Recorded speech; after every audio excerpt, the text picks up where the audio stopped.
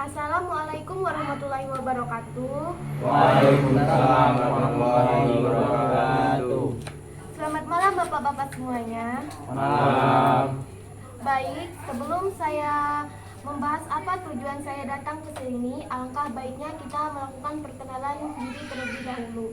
Perkenalkan, nama saya Rustiana, saya mahasiswa dari Poltekkes Kemenkes Pangkal Pinang. Baiklah Bapak-bapak, tujuan saya ke sini, saya ingin melakukan penyuluhan mengenai penyakit diabetes mellitus. Tetapi terlebih dahulu saya ingin meminta izin kepada Bapak-bapak sekalian untuk meminta waktunya sebentar. Apakah Bapak-bapak bersedia dan mengizinkan saya untuk melakukan penyuluhan ini? Oh, boleh. Bersedia. Oke Bapak-bapak, ini saya akan membagikan brosur mengenai penyakit diabetes mellitus. Makasih Kak. Iya. Masih Bu. Masih Bu.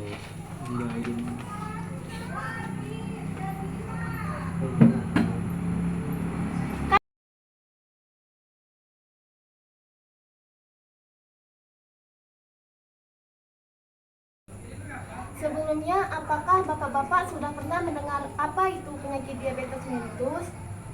Belum. Baik, penyakit diabetes mellitus ini adalah penyakit kronis yang ditandai dengan kadar gula darah yang tinggi. Hal ini terjadi karena gangguan dalam produksi atau fungsi insulin, hormon yang bertanggung jawab untuk mengatur glukosa dalam darah.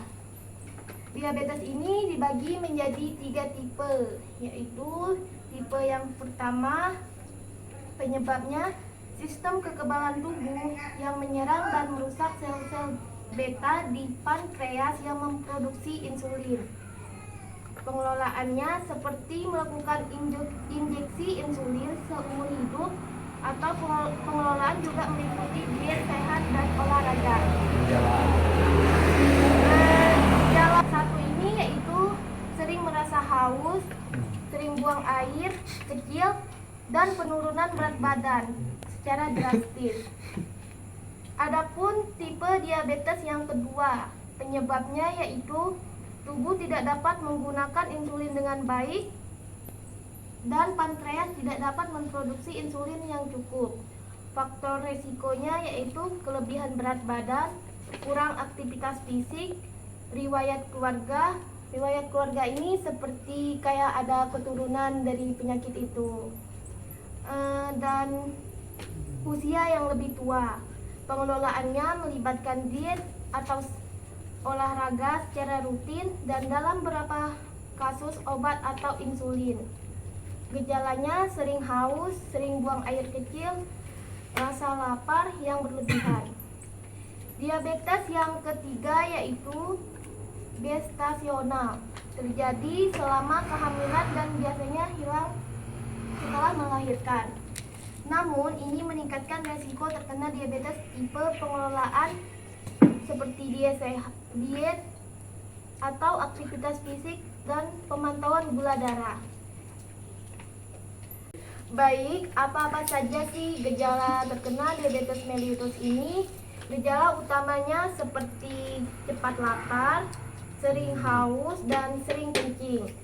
Adapun gejala tambahannya, di gejala tambahannya ini yaitu seperti berat badan menurun cepat tanpa penyebab yang tidak jelas. Dan yang kedua, gatal di daerah kemaluan wanita. Dan yang ketiga, keputihan pada wanita. Keempat, luka sulit sembuh. Dan keenam, kesemutan. Yang ketujuh ada penglihatan kabur. Dan yang terakhir ada mudah mengantuk. Di sini ada faktor-faktor resiko diabetes mellitus. Yang pertama yang menyebabkan terjadinya diabetes mellitus ini, bapak-bapak sering mengkonsumsi rokok. Dan yang kedua, berat badan lebih seperti obesitas. Dan yang ketiga ini riwayat keluarga seperti yang saya bilang tadi kayak ada memang keturunan dari keluarganya. Dan yang terakhir ini kurang aktivitas fisik. Bapak-bapak kalau terkena penyakit itu harus sering-sering berolahraga ya. Ya. Bagaimana cara kita mencegahnya? Baik, di sini kita dapat melihat seperti yang di brosur bapak-bapak lihat. Cara mencegahnya yaitu mempertahankan berat badan ideal. Dan yang kedua, kelola stres. Dan yang ketiga, melakukan aktivitas fisik rutin setiap 30 menit per hari. Baik, itu saja yang dapat saya sampaikan di penyuluhan ini. Apakah bapak-bapak ingin bertanya mengenai penyakit diabetes mellitus ini? Bagaimana cara mengatasi stresnya? Baik, saya akan menjawab bagaimana cara mengatasi stres ya Pak. Cara mengatasi stres ini seperti bicarakan keluhan dengan seorang yang dapat dipercaya, seperti Bapak konsul ke dokter kayak itu. Yang kedua, melakukan kegiatan yang sesuai dengan minat dan kemampuan. Cara yang maksud yang kedua ini dengan mengisikan waktu luang Bapak dengan apa misalnya. Oh, cara Dan yang ketiga, depo. kembangkan hobi yang bermanfaat. Dan yang keempat, meningkatkan ibadah dan mendekatkan diri pada Tuhan. Apakah Bapak mengerti? Ya, penting. Baik, apakah ada lagi yang mau bertanya? Saya Kak, Ya, silakan. apa saja makanan sehari-hari yang sering menyebabkan diabetes? Makanan yang menyebabkan penyakit diabetes mellitus seperti nasi putih, tepung terigu, pasta, roti, dan kentang goreng. Makanan ini mengandung karbohidrat tinggi dan rendah serat. Jenisan makan ini dapat menyebabkan kadar gula darah meningkat karena karbohidrat yang tinggi pada makanan tersebut. Kata nunggu sama dulu. Apakah bisa dimengerti, Pak? Siap, bisa. Ya. Jadi apakah bapak-bapak ada yang mau bertanya lagi? Udah cukup. Nggak ada. Baik, sudah cukup ya.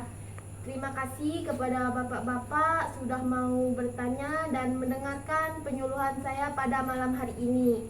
Jadi dapat kita simpulkan penyakit diabetes mellitus ini adalah kondisi yang dapat dikelola dengan baik melalui perubahan gaya hidup, pengobatan yang tepat, dan pemantauan rutin.